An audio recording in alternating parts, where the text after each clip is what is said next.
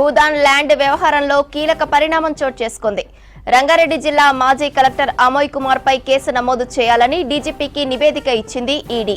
తహసీల్దార్ జ్యోతి, RDO Venkatachari పైన case book చేయాలని report ఇచ్చింది. భూ బదలాయింపు లావాదేవీలో అక్రమాలు జరిగినట్లు విచారణలో గుర్తించిన ఈడీ అధికారులపై చర్యలకు సిఫార్సు చేసింది. ఇప్పటి వరకు పోలీసులు కేసు నమోదు చేయకపోవడంతో డీజీపీకి నివేదిక ఇచ్చారు ఈడీ అధికారులు. భూదాన్ ల్యాండ్ వ్యవహారంలో కీలక పరిణామం చోటు చేసుకుంది. రంగారెడ్డి జిల్లా మాజీ కలెక్టర్ అమోయ్ కుమార్ పై కేసు నమోదు చేయాలని డీజీపీకి నివేదిక ఇచ్చింది ఈడీ. తహసీల్దార్ జ్యోతి, ఆర్డీఓ వెంకటాచారి పైన కేసు బుక్ చేయాలని రిపోర్ట్ ఇచ్చింది. భూ బదలాయింపు లావాదేవీలో అక్రమాలు జరిగినట్లు విచారణలో గుర్తించిన ఈడీ అధికారులపై చర్యలకు సిఫార్సు చేసింది. ఇప్పటి వరకు పోలీసులు కేసు నమోదు చేయకపోవడంతో డీజీపీకి నివేదిక ఇచ్చారు ఈడీ అధికారులు. భూదాన్ ల్యాండ్ వ్యవహారంలో కీలక పరిణామం చోటు చేసుకుంది. రంగారెడ్డి జిల్లా మాజీ కలెక్టర్ అమోయ్ కుమార్ పై కేసు నమోదు చేయాలని డీజీపీకి నివేదిక ఇచ్చింది ఈడీ. తహసీల్దార్ జ్యోతి, ఆర్డీఓ వెంకటాచారి పైన కేసు బుక్ చేయాలని రిపోర్ట్ ఇచ్చింది. భూ బదలాయింపు లావాదేవీలో అక్రమాలు జరిగినట్లు విచారణలో గుర్తించిన ఈడీ అధికారులపై చర్యలకు సిఫార్సు చేసింది. ఇప్పటి వరకు పోలీసులు కేసు నమోదు చేయకపోవడంతో డీజీపీకి నివేదిక ఇచ్చారు ఈడీ అధికారులు. దీనికి సంబంధించి మరిన్ని అప్డేట్స్ ధనరాజ్ అందిస్తారు. ధనరాజ్, డీటెయిల్స్ ఏంటి? రవంతి, రంగారెడ్డి జిల్లాలో ఉన్నటువంటి భూదాన్ బోర్డు భూముల అక్రమాల పైన ఓ వైపున ఎన్ఫోర్స్మెంట్ డైరెక్టరేట్ విచారణ కొనసాగుతుంది. అయితే రంగారెడ్డి జిల్లా కలెక్టర్ గా కొనసాగినటువంటి అమోయ్ కుమార్ పైన కూడా ఇప్పటికే పలు చోట్ల కూడా పెద్ద ఎత్తున ఫిర్యాదులు కూడా వెల్లువెత్తాయి.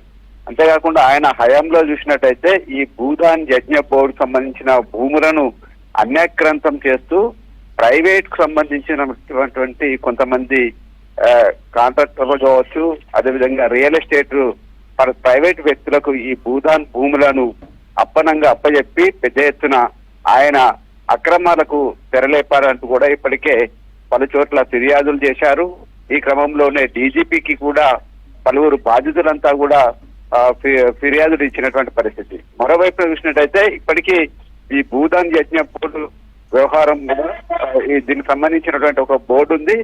ఈ బోర్డుకు సంబంధించిన వ్యవహారంలో ఈ ఈఐపిఎల్ కేసు సంబంధించినటువంటి బోర్డులో నాంపల్లిలోనే ఉన్నటువంటి సిసిఎల్ కు సంబంధించి డిసెంబర్ 6వ తేదీన విచారణకు హాజరు కావాలంటూ ఈ బోర్డు ముందు కూడా ఇటు కలెక్టర్ కు ఆదేశాలు జారీ చేశారు. ఇందులో చూసినట్టయితే ఆర్డీఓగా ఉన్నటువంటి జ్యోతి, అదేవిధంగా ఎంఆర్ఓ ఉన్నటువంటి వెంకటాచారి, వీళ్ళంతా కూడా గతంలో చూసినట్టయితే ఈ రంగారెడ్డి జిల్లా కలెక్టరేట్ సంబంధించినటువంటి రెవెన్యూ ఆఫీస్ లో వీళ్ళు కీలకంగా వ్యవహరించి అక్రమాలకు పాల్పడ్డారనే అభియోగాలు ఉన్నాయి. అయితే ఈ డిసెంబర్ 6వ తేదీన ఈ నాంపల్లిలోని సిసిఎల్ ఏదైతే ల్యాండ్ సంబంధించినటువంటి బోర్డు ఉందో ఆ బోర్డు ముందు విచారణకు హాజరు కావాలంటూ కూడా ఆదేశాలు జారీ చేయడం జరిగింది. మరోవైపున చూసినట్టయితే ఇదే కేసు వ్యవహారంలో ఇప్పటికే ఎన్ఫోర్స్మెంట్ డైరెక్టరేట్ చాలా వరకు విచారణ కొనసాగించింది.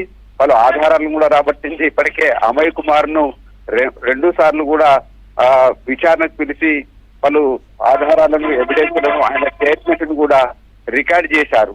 ఈ క్రమంలోనే ఇక తుదికి సంబంధించినటువంటి నివేదికను ఇటు డీజీపీకి ఇవ్వడం జరిగింది. ఆ నివేదిక ఆధారంగా కూడా ఆయన పైన ఇక ఎఫ్ఐఆర్ నమోదు చేయాలంటూ కూడా ఎన్ఫోర్స్మెంట్ ఇచ్చినటువంటి నివేదిక ఆధారంతో మరి డీజీపీ ఆయన పైన ఎఫ్ఐఆర్ నమోదు చేసే అవకాశం కనిపిస్తుంది.